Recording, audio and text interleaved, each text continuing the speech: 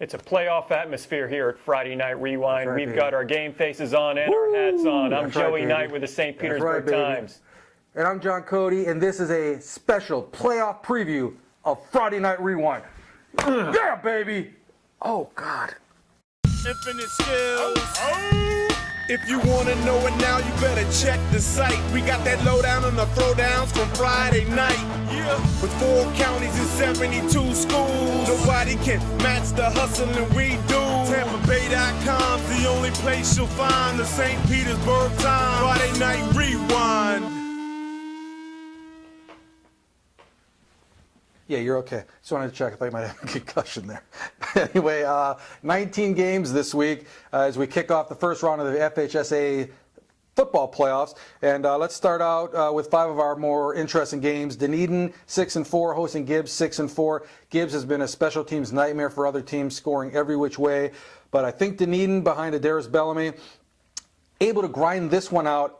I think Dunedin picks up a close victory, although I think it's going to come down to the final quarter. I like Dunedin also. Hillsborough goes to Auburndale in a 4A playoff first rounder. Auburndale is a traditionally tough place to play. The Bloodhounds have been down in recent years. Their last victory was against a 2-8 weak Haines City team. They've beaten a couple of 1-9 teams. They're only 5-5.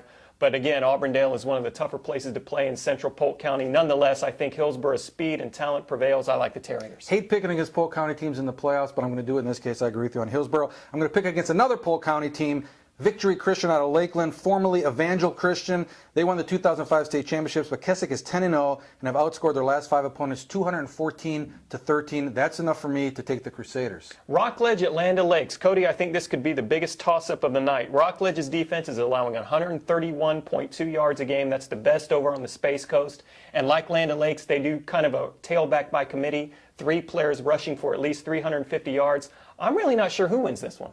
I'm going to take Rockledge. I think it's 14-10. Land O'Lakes defense has only given up 105 points this year. That's pretty good. Largo, Eastlake. Largo has the great Brent Harvey, the all-time Pinellas County rushing leader. Eastlake's been a little bit shaky, got off to a slow start, kind of come on here a little bit late, but I think too many weapons for the Packers. If you stay ready, you don't have to get ready. If you stay ready, you don't have to get ready. If you stay ready, you don't have to get ready. Is it? Amen. There are going to be some upsets in week 1, Cody. There always are. Call me crazy, but I'm telling you, you heard it right here first on Friday Night Rewind. Brandon is going to give 3-time defending 5A state champion Lakeland a game. Lakeland is coming off 2 weeks ago a loss. Their 53-game win streak was snapped by Kissimmee Osceola. Last week they defeated Lakeland Kathleen, an arch rival, but they trailed 10-0 in that game. Brandon, if they have anything, they have good depth, and if Samir Baker is healthy from a high ankle sprain, they're going to be able to diversify their offense. Brandon, I think Lakeland wins, but Brandon's going to make it close, Cody. I am going to agree with you there. I was almost tempted to take Brandon in the upset, but I'm not going to. I am, however, going to take the Ridgewood Rams to beat Daytona Seabreeze. Seabreeze is really, really mad that they have to play this game on a Friday night. I think Barnell Arline, my boy up there in Newport Richey, controls the clock, gets Ridgewood out to an early lead. I think they kind of hang on. That would be my upset. Football on a Friday night, go figure. Yeah, really. Jefferson against Boca Ciega. Jefferson has had turmoil off the field, tragedy off the field. As we know, they're 4-6. They've had a huge disappointment, but they've played a tougher schedule than Boca Ciega. They've got a good quarterback. They've got a good offense when they're clicking. Something tells me Jefferson's finally going to have some luck. Wrong. No way. Bogey wins that one easy. You heard it here second. CCC going up to Crescent City. Crescent City is 9-0 with arguably the weakest schedule I've ever seen any playoff team play. CCC, not overpowering this year, but they've played 4 playoff teams. Haven't won them all, but they're good enough to beat Crescent City. Sickles and Gaither. Sickles, the feel-good story of the year. 0-10 last year, 7-3 this year. They've got good balance with a young quarterback named Cullen O'Brien, a tailback named Josh Mendez, who's run for nearly 1,000 yards. Jarvis Giles is who Gaither leans on heavily. If Sickles can shut him down, crowd the box, they have a chance. And heck, it's a feel-good story. You are too soft inside, my friend. It's playoff time. It's time for toughness. Jarvis Giles takes Gaither to a victory. I'm going to even throw the score out there on this one, 32-13. If you stay ready, you don't have to get ready. If you stay ready, you don't have to get ready. If you stay ready, You might want to put some ice on that when you get home. A little bit of swelling. Yeah, just on the side there. Thanks a lot, Cody. You talked me out of picking Hudson over Harmony as an upset special. I still say Hudson might be able to pull this one off. Sean Scott is going to have to carry the load. Zach Wynn is out. It's going to be a tough game for the Cobras. Zach Wynn is out, so are the Cobras. Ouch. Armwood, Lake Region, Armwood, number 1. Armwood. Too dominant all the way. Tampa Catholic, Inlet Grove.